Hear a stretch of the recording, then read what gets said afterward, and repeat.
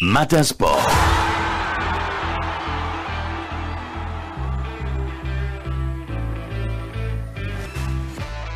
Bonjour Mohamed. Bonjour. On va commencer avec l'équipe nationale à prime qui va jouer donc 2 matchs contre la Palestine. 2 matchs, le football et le sport est important. Aujourd'hui, dans le combat contre l'État sioniste et le génocide perpétué par l'État sioniste, ce combat, à travers le sport, peut emmener justement à l'arrêt de ce qui est en train de se passer. Puisque je le rappelle, aujourd'hui de nombreux pays sont montés au créneau pour demander l'interdiction de l'État sioniste de participer à la phase finale de la Coupe du Monde. Je vous annonce également qu'il va y avoir dans les tout prochains jours l'Assemblée générale de la Fédération internationale de rugby où des présidents de fédération vont demander l'interdiction des équipes de l'État sioniste de participer aux compétitions. C'est-à-dire, c'est une politique qui est en train d'être menée à travers le monde pour isoler complètement l'État sioniste et l'obliger à arrêter ce massacre qui est en train aujourd'hui de se réaliser ou auquel on est en train d'assister, notamment à ce qui se passe à Gaza.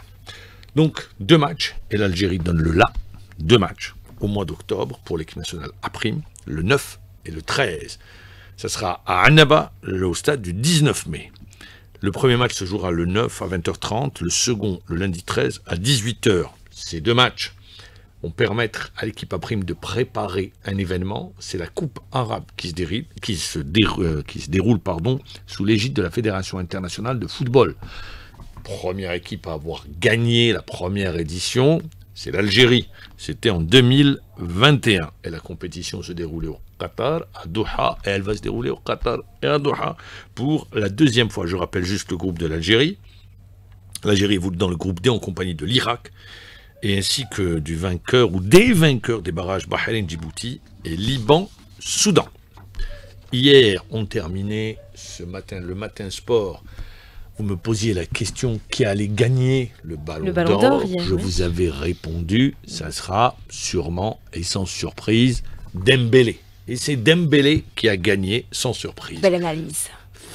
Non, je sais pas. C'est tout simplement, c'est quand vous regardez les trajectoires. Lamine Yamal est un joueur hyper talentueux et il gagnera le ballon d'or. Il est âgé de 18 ans. Il a un fort impact sur le jeu de son équipe. Mais dans le même temps, Dembélé a eu un fort impact sur la consécration, sur les succès du Paris Saint-Germain. Il faut juste revenir, c'est plus de 50 matchs disputés exactement, si je ne me trompe pas, 54 matchs pour 35 buts et 16 passes décisifs. Ce qui montre bien l'impact qu'il a eu. L'impact qu'il a eu également sur le parcours du Paris Saint-Germain en Champions League européenne, où il a été décisif. S'il lui manquait, vous savez, c'est un joueur qui est très jeune. Tout le monde savait qu'il avait un talent qui était bourré de talent. Et il avait une trajectoire qui était déjà connue. Mais il lui restait à passer un palier. Et le palier, il l'a passé avec un entraîneur qui a pour nom Luis Enrique. Luis Enrique l'a provoqué, l'a titillé en le mettant sur le banc face à Manchester City. Il l'avait fait rentrer par la suite, et la suite on la connaît. Eh bien, il lui a fait changer de position, il l'a mis premièrement à la pointe. Deuxièmement, si vous regardez les matchs, à chaque fois c'est un joueur qui va au pressing, et un pressing où il est accompagné, et on l'a vu, ça a perturbé les équipes adverses, et c'est amplement mérité pour ce joueur. Alors les femmes, il ne faut pas les oublier, parce qu'aujourd'hui le football féminin qui à un moment donné, disons-le, aux États-Unis s'est développé, et le soccer comme on l'appelait, on regardait plus les femmes que les messieurs aux États-Unis, parce que c'était pas le premier sport, c'était le baseball. Eh bien aujourd'hui le football féminin est en train de prendre une place importante dans la société, et c'est Aitana Bonmati. Elle évolue à Barcelone. Et c'est pas la première fois qu'elle le gagne, c'est la 3e fois de suite. Elle a été consacrée. Et hier, dans la cérémonie, c'est l'égalité qui était bien, homme-femme. On a remis en même temps le ballon d'or à Dembélé et à Bonmati. Puis il y avait d'autres consécrations. Le trophée Johan Cruyff. Johan Cruyff, il consacre le meilleur entraîneur. C'était sans surprise Luis Enrique. Chez les dames, c'était la Hollandaise Serena Wigman qui entraîne l'Angleterre. Le trophée Gerd Müller, Gerd Müller, c'est le Der Bomber. À l'époque, il évoluait au Bayern de Munich, c'était le buteur allemand. Il a été donné à Viktor Gyökeres, qui évolue aujourd'hui à Arsenal, et c'est un Suédois. Certains diront c'est Mbappé parce qu'il y a un coefficient de calcul sur le nombre de buts. Et là où vous évoluez, chez les dames, c'est Eva Pajor, la polonaise, qui évolue au FC Barcelone. Le trophée Raymond Kopa, le meilleur jeune pour la deuxième année de suite. Lamine Yamal. Chez les dames, c'est Vicky Lopez, également espagnol qui évolue à Barcelone. Lev Yashin, le trophée du meilleur gardien du nom du Russe à l'époque qui était gardien de l'équipe de l'URSS, Gianluigi Donnarumma.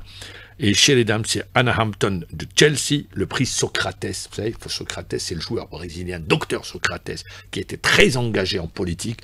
Eh bien, elle a été remis ce prix à la fondation Xana, qui a été créée par Luis Enrique pour les enfants malades. Vous savez, sa fille qui était malade, qui s'appelait Xana, était décédée. Il a décidé de créer sa fondation. Meilleure équipe masculine, Paris Saint-Germain. Meilleure équipe féminine, Arsenal. On revient chez nous. L'USM Al-Harash va gérer le stade de Mohammedia. C'est bien. C'est une bonne chose, il y a un accord qui a été passé par l'APC. Est-ce que le Harash peut se permettre de faire des travaux de réhabilitation et de gérer le stade de Harash? Grand point d'interrogation. L'avenir nous le dira, la gestion d'un stade et l'entretien d'un stade coûte très cher. Ce qui est sûr, c'est que le stade ne va pas ouvrir demain, il y a des travaux à faire et après le stade ouvrira pour l'équipe de Harash où elle a toujours évolué. Mauvaise nouvelle pour l'USMA d'Alger, à Lillette a subi une opération au ménisque qui sera absent pendant un mois, lui qui revenait du Chan. Et la charnière centrale de l'USMA d'Alger se trouve privée d'un joueur important, en d'autres termes, de son capitaine. L'Alba s'est vu défalquer 3 points, forfait contre le Net, défalcation de 3 points, ils débutent la compétition avec moins 3, ils ont eu 2 forfaits. Le troisième, le Wydad Tlemcen, ils ont été gentils, les Tlemcenais est gentil, allez d'accord. On décale le match, donc comme ça, il n'y aura pas de forfait pour le prochain match, mais ils devront s'acquitter d'une somme de plus d'1 milliard.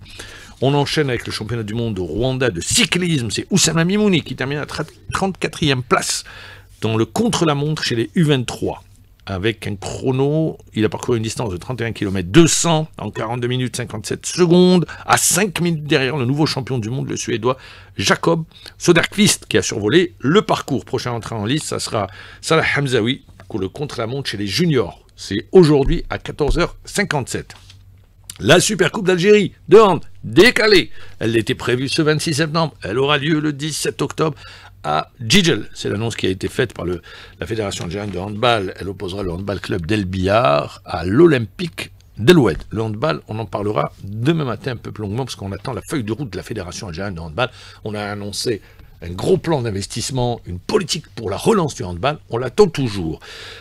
Alors, ça c'est important en basketball. Les stats en basketball, c'est indispensable aujourd'hui. Et la fédération vient d'obliger les clubs à avoir des statisticiens à chaque match. S'ils n'en ont pas, ils devront faire appel à la commission des statisticiens de la Fédération algérienne de basketball. Il faudra payer une prime de 3500 dinars. Et puis le basketball, il y aura une journée complète ce vendredi. Elle s'étalera jusqu'à samedi, sans oublier l'international avec Napoli, qui a battu Pise 3-2. Et hier, le Classico, qui a vu Marseille mettre fin à 14 ans de disette, puisqu'il n'avait plus gagné depuis 14 ans contre le Paris Saint-Germain au Vélodrome. Bonne journée. Merci beaucoup, Mohamed. Merci. 7h29, restez avec nous.